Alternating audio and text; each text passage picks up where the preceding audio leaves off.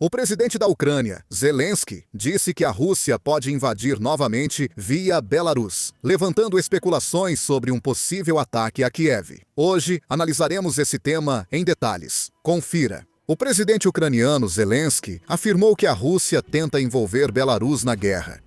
Ele alertou que, como na guerra da Ucrânia em 2022, a Rússia prepara nova ofensiva a partir de Belarus.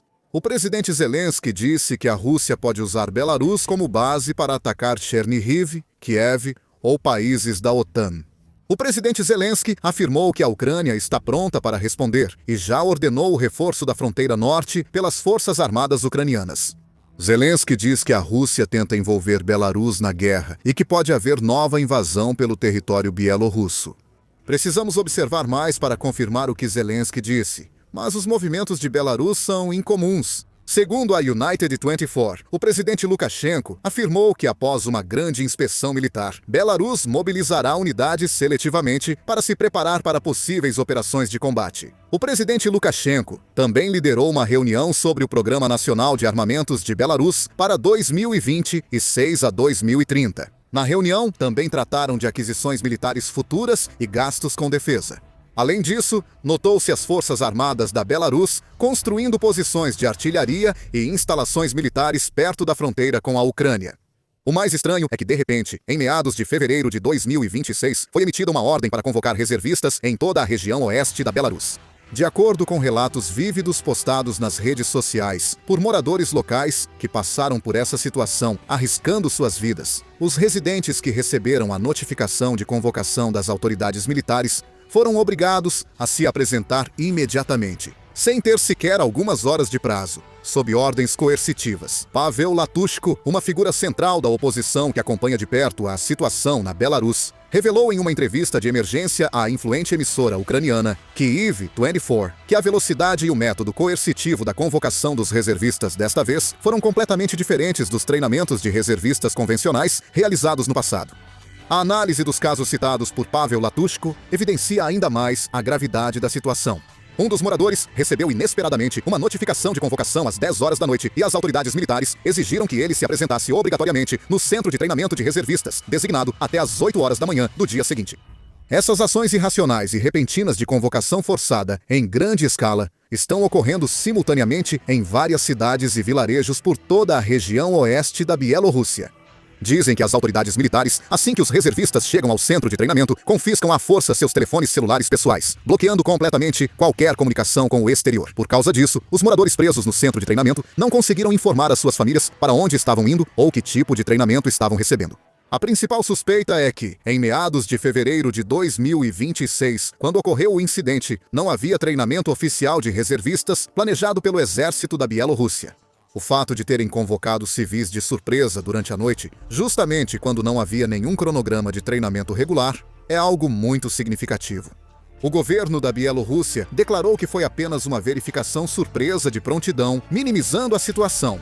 O Ministério da Defesa da Bielorrússia informou que foi apenas uma checagem rotineira do estado de prontidão de combate das unidades militares. No entanto, as circunstâncias reais relatadas pelas linhas de frente e áreas de fronteira locais mostram que o anúncio do governo é uma tática de engano completa. No processo de emitir ordens de comparecimento aos convocados, foi fixado um prazo de forma extremamente apertada, de apenas algumas horas. E aqueles que receberam a ordem de comparecimento de surpresa não receberam nenhuma explicação detalhada sobre futuras instruções de deslocamento ou operações. Agências de inteligência militar acreditam que o movimento incomum do governo da Bielorrússia não é algo que vá se limitar a um simples exercício surpresa. Especialistas militares sugerem que a convocação surpresa pode ser preparação para uma mobilização nacional ampla para atacar a frente norte da Ucrânia e a fronteira da OTAN. Analistas apontam que autoridades militares da Bielorrússia testam, em tempo real, se procedimentos de recrutamento forçado e o sistema de suprimentos militares funcionam bem em caso de guerra total. Então, por que a Rússia está tentando tomar esse tipo de decisão arriscada? Atualmente, a situação da guerra na Ucrânia não está favorável para a Rússia. Em abril, a Ucrânia recuperou mais território do que a Rússia ocupou, fato inédito em cerca de 3 anos, desde a contraofensiva ucraniana de 2023. Por 3 anos, as forças russas ocuparam territórios, mas agora a situação mudou. As forças ucranianas lançaram ofensivas ativas em várias frentes em abril, conseguindo recuperar 40 quilômetros quadrados de território em cada uma das regiões de Zaporizhzhia, Kharkiv e Donetsk. O Instituto de Estudos de Guerra dos Estados Unidos avaliou que isso só ocorreu pela restrição atual dos terminais Starlink e pelo desempenho dos robôs. Em fevereiro, quando os Estados Unidos bloquearam o Starlink para a Rússia, as forças russas ficaram sem comunicação. O problema é que isso ocorreu em fevereiro, e após 3 meses a comunicação segue interrompida. Os ataques com drones também ficaram mais restritos. Com restrições na comunicação entre unidades, o comando e controle eficientes se tornaram impossíveis, levando ao pedido de rádios walkie-talkie antigos. Há exemplos disso. Relatam vários combates entre 5 soldados russos perto de Kupiansk. Além disso, há relatos de que o sistema de guerra eletrônica russo está interferindo involuntariamente, até mesmo nas comunicações dos próprios rádios russos, o que piora ainda mais a situação quando tentam estabelecer um novo sistema de comunicação. O governo russo reduziu a velocidade do Telegram, dificultando o compartilhamento de informações sobre operações e situações locais, prejudicando as unidades da linha de frente. Por isso, estima-se que o exército russo demoraria mais de 30 anos para ocupar todo o Donbass. Aqui, há claramente uma diferença de nível entre a Rússia e a Ucrânia, mesmo com o exército ucraniano usando ativamente drones e unidades robóticas. Por causa disso, mesmo que os mesmos danos continuem ocorrendo, a estrutura faz com que a Rússia acabe vencendo. Por isso, para reduzir esses danos, é necessário utilizar ativamente sistemas não tripulados. Atualmente, o exército ucraniano está sofrendo com uma grave escassez de pessoal. Por conta disso, eles estão fazendo uso intensivo de equipamentos não tripulados.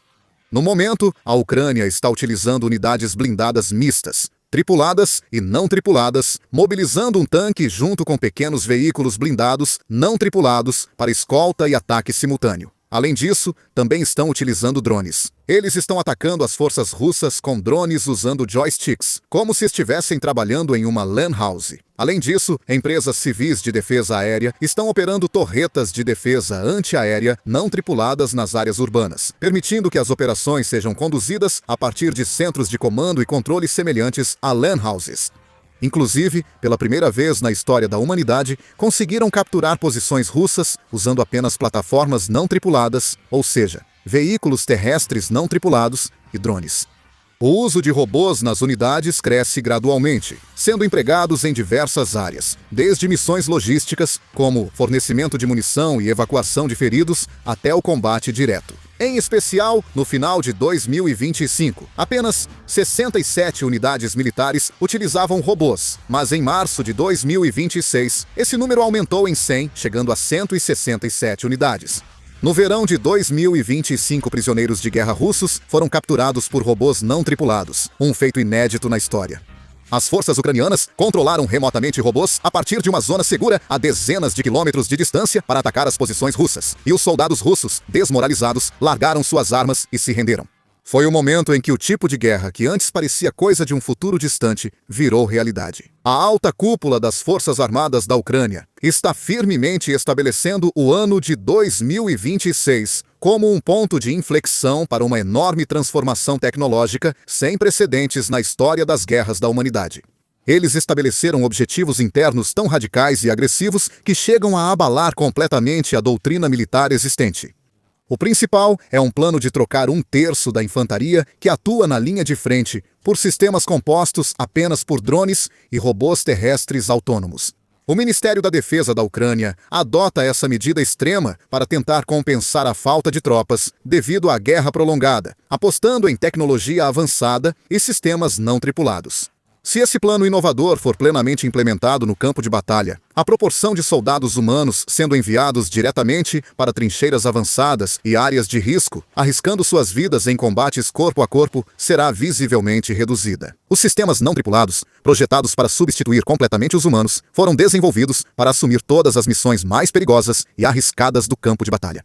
Desde missões de reconhecimento de precisão para identificar em tempo real os movimentos do inimigo, até operações de rompimento de fortalezas poderosamente defendidas e missões de supressão com armamento pesado para fornecer poder de fogo esmagador às tropas aliadas, as máquinas assumem a linha de frente em todas essas áreas no lugar dos humanos. Além disso, até mesmo as missões mais perigosas, como o reabastecimento de suprimentos na linha de frente, onde ocorrem as maiores baixas, e a evacuação de feridos do campo de batalha caótico para áreas seguras, serão realizadas de forma perfeita por veículos terrestres não tripulados e grandes drones. A principal inovação do plano é o uso de veículos terrestres não tripulados, robôs que superam as limitações dos drones aéreos. Drones aéreos usados até agora tinham limitações físicas para manter fogo contínuo ou levar muitos suprimentos, por causa da bateria e capacidade de carga. Robôs terrestres com esteiras resistentes e motores potentes podem ficar longos períodos na linha de frente, mantendo fogo contínuo mesmo com metralhadoras pesadas e mísseis antitanque. Como podem transportar de uma só vez armamento pesado e munição de até 200 kg, desempenham um papel decisivo na maximização da taxa de sobrevivência das nossas tropas em situações de combate intenso de curta duração e em guerra de trincheiras. Por causa disso, muitos analistas estão sugerindo que a Rússia pode estar tentando envolver Belarus na guerra e ampliar ainda mais o conflito para superar essa situação. O problema é que, caso Belarus entre na guerra, a Polônia já declarou que atacaria o país, aumentando a preocupação de expansão do conflito.